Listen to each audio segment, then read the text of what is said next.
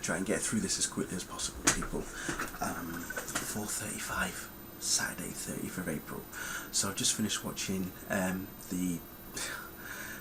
gonna say episode 19. I can't believe I'm saying that. Episode 19 of season 10 of Smallville Dominion. Justin Hartley's directorial debut. He's on Twitter, by the way. I'll put his Twitter link at the bottom for you if you haven't started following him already. But let's just crack on with the episode itself. Okay, Dominion sees the return of Callum Blue as Zod.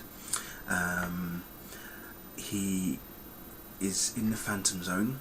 He sets a trap that enables Clark to go into the Phantom Zone to find out who released Slade Wilson, because that was the announcement, that was the breaking news that Tess revealed to Clark and Lois, who were in the middle of moving into their new flat, by the way, to say that Slade Wilson had escaped from the Phantom Zone, but Zod had set up a trap. That was pretty much Zod's trap, knowing that Clark was going to find out who had released Slade from the Phantom Zone.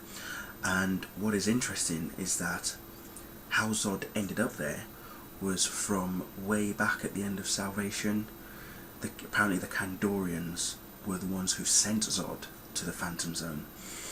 But what's happened is the clone of Zod has merged with the Phantom version of Zod, so that's both of them together.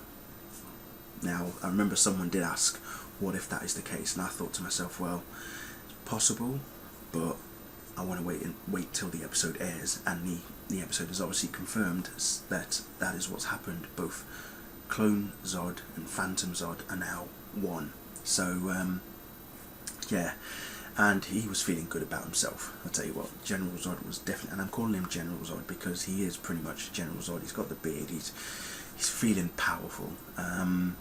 So this episode, what we've got here is Clark needs to find a way back out of the Phantom Zone, but he has already pre-arranged with Tess, unbeknownst to both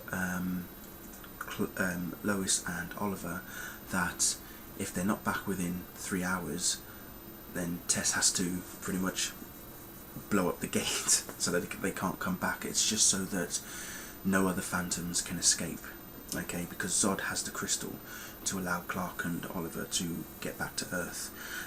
So they have to hatch a plan to do it, but in the meantime, Zod has created this gladiator style Dominion,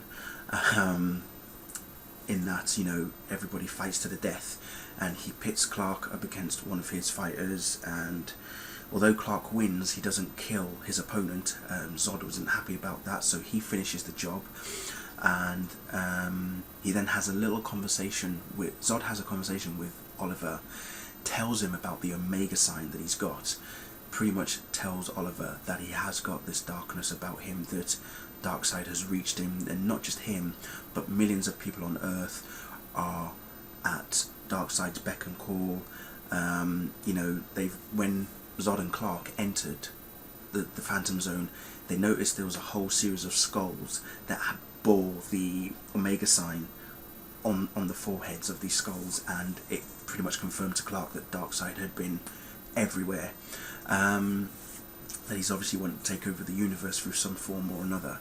But what is interesting throughout watching this episode, especially in the Phantom Zone scenes, is how much Tom Welling reminded me of Christopher Reeve from Superman 2, particularly after the diner incident, where he's normal, he hasn't got his powers, and he's fighting that dude in the diner, and he's all battered and bruised, and just looking, the similarities were just there.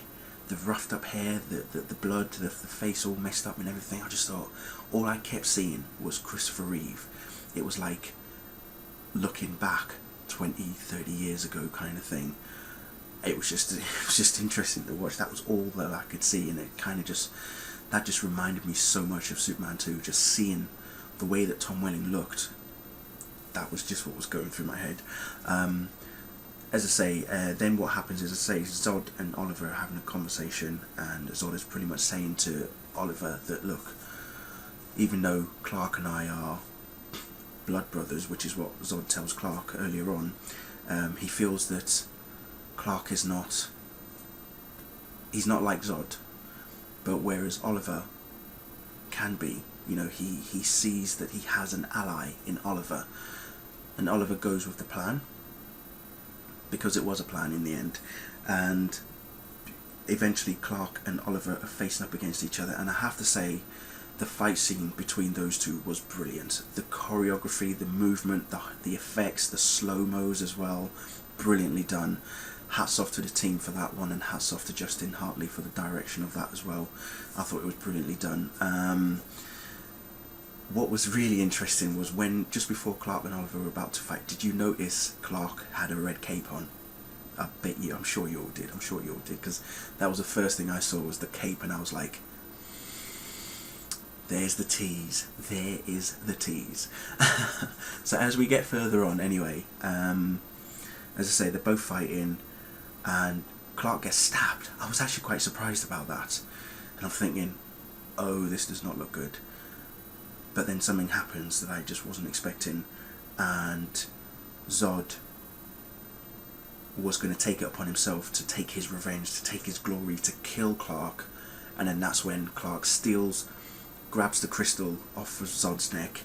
Oliver pushes Zod away, and then Clark crushes the crystal, opens the portal, and they're both put back to Earth, and then Clark's wound is healed. But meanwhile, back on Earth, before all this is happening, Lois is pretty much telling Tess that despite Clark's plan, she is not willing to give up on Clark at all. She basically says that a hero's wife is not going to accept the sacrifice of her husband, kind of thing.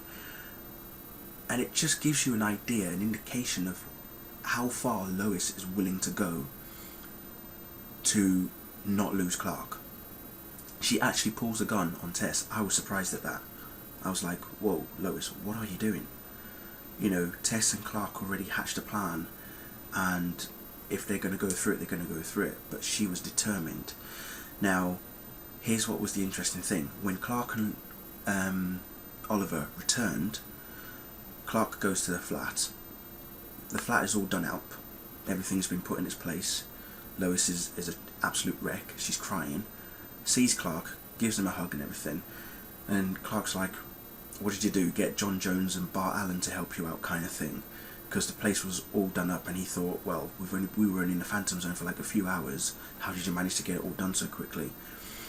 But then he asked Lois, well, how long were we away? And she said 3 weeks. 3 weeks had passed whilst they were in the Phantom Zone. But according to Clark, it was whilst he crushed the crystal was why 3 weeks had passed. Now, I'm trying to figure that one out. How in the world does time move that fast during that instance? No idea. I don't know either. But did you see the tease after Oliver and Clark had left with Zod and 2 other Kryptonian characters? Did you see that? Yeah. If you know who those 2 characters were, then you're heading in the right direction. I couldn't believe it myself. I was thinking, oh yes, I know where they're going with that one. So, remember how, I don't know how many of you would have seen my Doomsday review, but I remember saying how Clark burying Doomsday underground pretty much lines up with the comics. Okay? When Zod and these 2 other Kryptonians are sent back out, they're sent out of the Phantom Zone, but they are sent off in space. That lines up with Superman 2. It pretty much lines up with Superman 2, because they are now floating in space. Okay?